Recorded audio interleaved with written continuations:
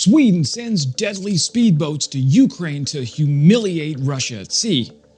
Sweden has been putting some massive points on the board lately with its Ukraine aid. Just last week, they announced a massive $1.23 billion package, the largest it has sent to date. The latest round of support includes a generous supply of anti-tank weapons, long-range missile funding, and most intriguingly, a fleet of lightning-fast Swedish combat boats, the CB90. I finally pulled myself away from playing Kingdom Come Deliverance 2 long enough to make a video.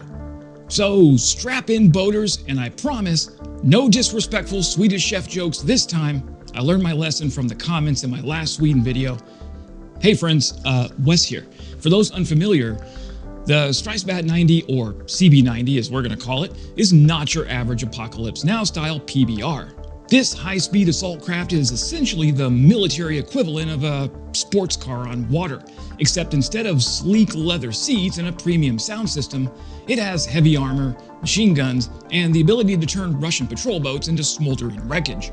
The US military even operates 2 of these Swedish boats for riverine operations and for special forces use. Gotta love that Swedish engineering. The aid package announced by Swedish Defense Minister Pål Jonson includes 1,500 TOW anti-tank missiles and 200 AT-4 anti-tank weapons, among other battlefield necessities. About $294 million worth of equipment comes straight from the Swedish Armed Forces' own stocks. But what truly stands out is the doubling of CB90 combat boat donations from 16 to 32.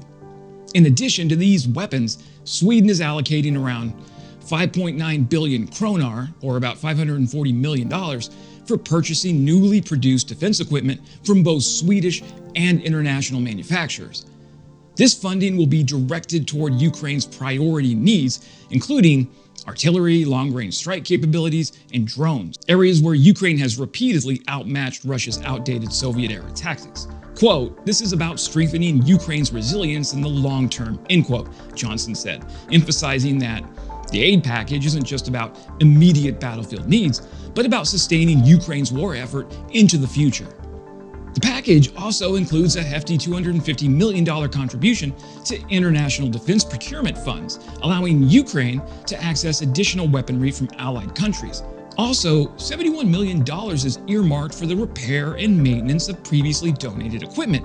Ukraine has already received Leopard 2 battle tanks, CB90 infantry fighting vehicles, and Archer artillery systems from Sweden, all of which require continued upkeep to remain effective in combat. By investing in maintenance, Sweden is ensuring that its previous donations don't just become static relics of war, but continue to play an active role on the battlefield. Sweden is also investing in Ukraine's domestic defense production, allocating nearly $100 million for the development of Ukrainian long-range missiles and drones.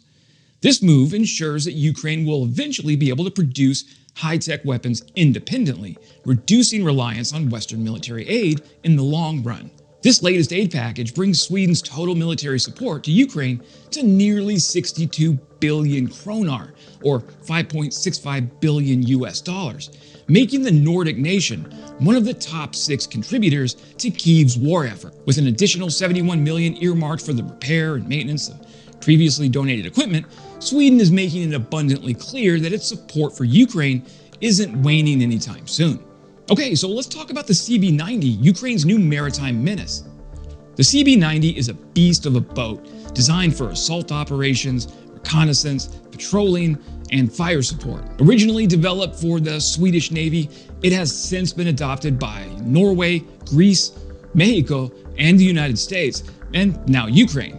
Powered by 2 600-kilowatt diesel engines and twin water jet propulsion systems, the CB90 can hit speeds of up to 74 kilometers per hour, while pulling off the kind of high-speed turns that would make a fighter pilot jealous. This maneuverability makes it ideal for coastal combat, where quick reaction times can mean the difference between ambushing the enemy and becoming fish food. But speed isn't the only selling point. The CB90 can transport up to 21 fully equipped soldiers and 4.5 tons of cargo, making it an amphibious assault powerhouse. It can also be outfitted with an array of weaponry, including machine guns, automatic grenade launchers, anti-ship missiles, and even naval mines. In Ukraine's hands, these boats won't just be ferrying troops, they'll be an integral part of disrupting Russian maritime operations in the Black Sea and beyond. It's highly likely we might even see a vampire SAM system appear on some of these boats in the near future. Ukraine has just proven it can swat Russian cruise missiles out of the sky with these floating SAMs. One of the CB90's standout features is its shallow draft, allowing it to operate in coastal and river environments where larger warships would struggle. This makes it an ideal asset for Ukraine's forces in the Dnipro River and other inland waterways, where it can rapidly deploy special operations teams, conduct surprise raids, and execute amphibious landings. The boat's hull is designed to withstand small arms fire and shrapnel, offering better protection for crews and passengers compared to traditional patrol boats. Also, the CB90's ability to decelerate from full speed to a dead stop within 2.5 boat lengths ensures unmatched agility in combat situations, allowing it to dodge incoming fire and rapidly change course. The combat boat is also equipped with advanced navigation and communication systems, giving Ukrainian forces better situational awareness and coordination during maritime operations. Its modular design allows for modifications, meaning Ukraine could potentially outfit these boats with drone launch capabilities or advanced anti-ship missile systems in the future.